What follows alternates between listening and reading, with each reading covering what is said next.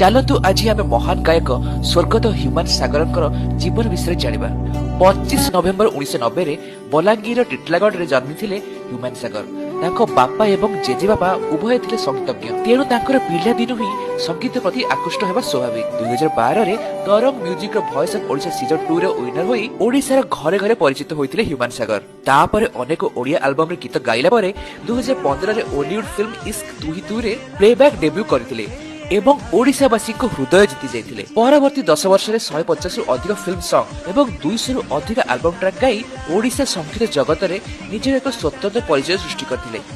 2017ରେ voice of Odisha କୋ କଣ୍ଟେଷ୍ଟେଣ୍ଟ ଶ୍ରେୟା ମିଶ୍ରଙ୍କ ସହ ବିବାହ ହୋଇ ଗୋଟେ କନ୍ୟାର ପିତା ସେ ହୋଇଥିଲେ। କିଛି ଦିନ ପରେ ତାଙ୍କର ବିବାହ ବିଚ୍ଛେଦ ମଧ୍ୟ ହୋଇଥିଲା। 2025 17 ନଭେମ୍ବର ସୋମବାର ରାତିରେ ଏମ୍ସ ଭୁବନେଶ୍ୱରରେ ମଲ୍ଟି ଅର୍ଗାନ ଡିସଫଙ୍କସନ ଯୋଗୁଁ 34 ବର୍ଷର ଏହି ଲୋକପ୍ରିୟ ଗାୟକର ସ୍ୱର ସବୁଦିନ ପାଇଁ ଶାନ୍ତ ହୋଇଗଲା। କିନ୍ତୁ ମନେ ରଖନ୍ତୁ, ଗାୟକମାନେ କେବେ ମରନ୍ତି ନାହିଁ, ସେମାନଙ୍କ ସ୍ୱର ସଦାସର୍ବଦା ଲୋକମାନଙ୍କ ହୃଦୟରେ ଗୁଞ୍ଜି ରୁହେ।